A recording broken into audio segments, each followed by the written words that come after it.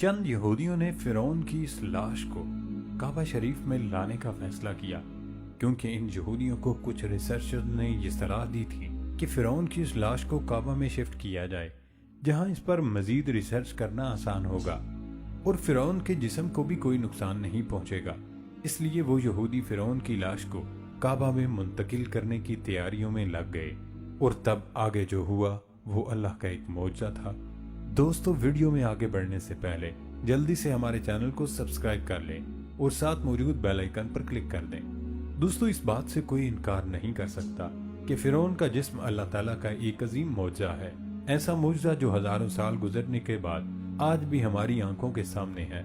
जो लोग मौजज़ात पर यकीन नहीं रखते, अल्लाह ताला ने उन्हीं लोगों के जरिए उनको दिखा दिया कि जिस फिरौन का जिक्र कुरान पाक में आज से 1400 साल पहले आया, आज उसके जिस्म पर उन्हीं की साइंस तजर्बा करके ये साबित कर चुकी है कि यह वही फिरौन है जिसको अल्लाह ताला ने हजरत मूसा अलैहिस्सलाम की कौम का पीछा करते हुए समंदर में गर्क किया था। सालों से साइंस फिरौन की लाश पर बहुत से तजुर्बात कर रही है और इसकी लाश को बारीकी से समझने की कोशिश कर रही है कि आखिर क्या वजह थी कि हजारों साल गुजर जाने के बावजूद ये लाश आज भी सही हालत में मौजूद है। इस हवाले से सबसे पहले रिसर्च एक फ्रांसीसी रिसर्चर डॉक्टर मॉरिस बोसली ने की। मॉरिस हमेशा से इसकी कोशिश में लगा था कि फिरौन की मौत की असल वजह तलाश कर सके, तो आखिरकार उसे उसकी लाश में नमकियात की तह का पता चला, जिससे ये बात वाज़ेह हो गई कि दरअसल फिरौन की मौत समंदर में गिरने की वजह से हुई थी। लेकिन ये वो चीज नहीं थी जिसने मॉरिस को परेशान कर रखा था, बल्कि उसकी परेशानी की असल वजह वो सवाल था कि कैसे पानी में मौजूद 1000 साल पुरानी लाश आज तक महफूज रह सकी। इस सवाल के जवाब में मॉरिस को एक ऐसी हकीकत का इल्म हुआ जिसको जानकर वो इंतहाई हैरान रह गया। और वो हकीकत ये थी कि किसी ने उसको कहा कि जिस लाश के ऊपर आप रिसर्च कर रहे हैं उसके बारे में जितने भी सवाल आपके जहन में हैं, उसका जवाब मुसलमानों की मुकद्दस किताब में आज से 1400 साल पहले से मौजूद है। और अब ये जानकर मॉरिस की हैरानी और ज्यादा बढ़ गई। वो सोचने लगा, एक लाश जो 1898 में दरियाफ्त हुई, तो उसका जिक्र 1400 साल पुरानी एक किताब में कैसे आया। मॉरिस ने कुरान पाक की जिस आयत को पढ़ा उसके अल्फाज ये हैं, तो आज हम तेरे बदन को दरिया से निकाल लेंगे ताकि तू पिछलों के लिए इबरत हो, और बहुत से लोग हमारी निशानियों से बेखबर हैं।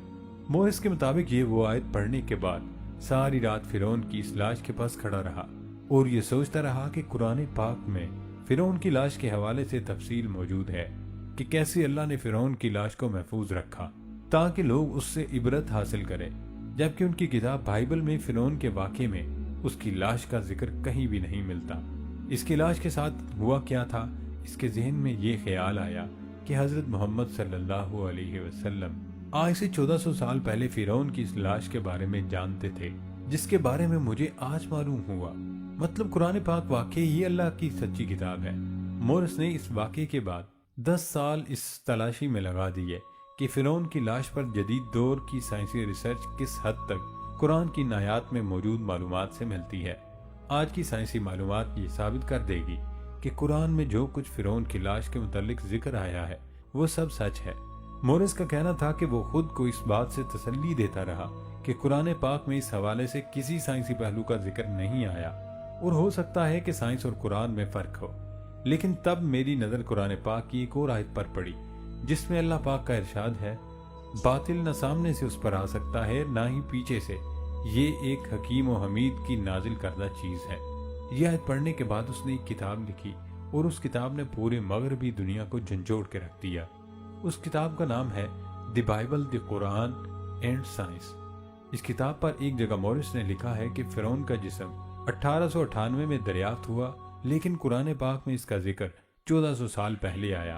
और कुरान पाक में जिस तरतीब और जबरदस्त अंदाज से कुरान के नजूल से भी हजारों साल पहले एक वाक़े को बयान किया गया और फिर इस वाक़े को मुस्तकबिल के लोगों के लिए भी जिक्र किया गया, तो ये मुमकिन ही नहीं कुरान किसी इंसान की लिखी हुई किताब हो, बल्कि ये तमाम बातें उस तरफ इशारा है कि कुरान पाक 100% अल्लाह के अल्फाज हैं।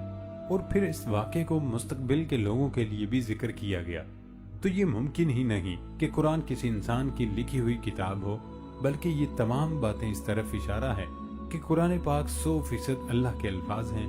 قرآن پاک میں فرعون کے جسم کے بارے میں جو بھی ذکر ہے اسے آج جدید سائنس کی روشنی میں دیکھا گیا، اور سائنس نے یہ ثابت کیا کہ قرآن میں موجود فرعون کے حوالے سے جو باتیں موجود ہیں، سائنسی ریسرچ بھی ان تمام باتوں سے متفق ہے۔ اور ان تمام سائنسی ریسرچ کے بعد کچھ سالوں پہلے چند یہودیوں نے فرعون کی اس لاش کو کعبہ شریف میں لانے کا فیصلہ کیا، کیونکہ ان یہودیوں کو کچھ ریسرچرز نے اصلاح دی تھی کہ فرعون کی اس لاش کو کعبہ شفٹ کیا جائے، جہاں اس پر مزید ریسرچ کرنا آسان ہوگا اور فرعون کے جسم کو بھی کوئی نقصان نہیں پہنچے گا۔ اس لیے وہ یہودی فرعون کی لاش کو کعبہ منتقل کرنے کی تیاریوں میں لگ گئے۔ لیکن تب آگے جو ہوا وہ اللہ کا ایک معجزہ تھا۔ ہوا کچھ یوں کہ جب فرعون کے جسم کو منتقل کرنے لگے تو ایک آدمی جس نے فرعون کے تابوت کو پکڑا تھا، اسے ایسا محسوس ہوا جیسے کوئی چیز اس کو کاٹ رہی ہو، اور تب ان سب نے ایک بہت بڑی تعداد میں چیونٹیوں کو دیکھا جو فرعون کی اس تابوت سے باہر نکل رہی تھی۔ وہ سب اس تابوت کو چھوڑ کر بھاگ نکلے۔ اس واقعے کے بعد مسلمانوں اور عیسائیوں نے یہ کہنا شروع کر دیا کہ یہ اللہ کی طرف سے ایک اشارہ تھا کہ اللہ فرعون کے جسم کو اپنے مقدس گھر میں نہیں لانا چاہتا۔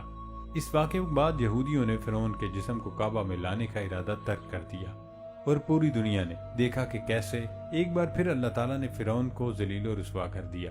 وہ فرعون جو خود کو نعوذ باللہ خدا سمجھتا تھا، قرآن مجید میں فرعون کی جاہلیت کا ذکر ایک مکمل انداز میں بیان کیا گیا ہے۔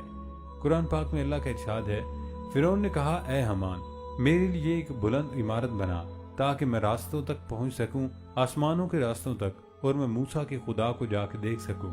توریت اور انجیل میں بھی حضرت موسیٰ کی زندگی کے حوالے سے فرعون کا ذکر موجود ہے، مگر کہیں بھی اس کا نام درج نہیں۔ فرعون اس دور میں مصر کے بادشاہوں کا لقب تھا، یعنی جو بادشاہ بنتا اس کو فرعون کہا جاتا۔ قدیم مصر پر اس طرح 30 خاندانوں نے حکومت کی تھی، یعنی سینکڑوں فرعون وہاں حکمرانی کرتے رہے۔ تو حضرت موسیٰ کی عہد میں جو فرعون تھا اس کا نام کیا تھا؟ نیشنل جیوگرافی کی ایک رپورٹ کے مطابق حضرت موسیٰ کے عہد کے فرعون کی شناخت پر بہت زیادہ بحث ہو چکی ہے، مگر بیشتر اسکالرز کا ماننا ہے کہ بنی اسرائیل کی مصر سے روانگی فرعون رمیس دوم کے عہد میں ہوئی تھی۔ ایسا خیال کیا جاتا ہے کہ پہلا فرعون رمیس دوم تھا، جبکہ جس فرعون کے غرق ہونے کا ذکر ہے وہ منفتح تھا، اور قرآن مجید میں اس کی لاش کو نشان عبرت بنانے کا بھی کہا گیا۔ بہرحال یہ تاریخی قیاسات ہیں، اور مصری، اسرائیلی اور عیسوی جنتریوں کے مطابق سے بالکل صحیح تاریخوں کا حساب لگانا مشکل ہے۔ تاہم یہ بھی مانا جاتا ہے کہ سمندر میں غرق ہونے والے فرعون کی لاش پانی نے باہر پھینک دی تھی، جس کے بعد اسے ممی بنا کر تابوت میں رکھ دیا گیا۔ دوستو، یہ تھی ہماری آج کی انٹرسٹنگ ویڈیو۔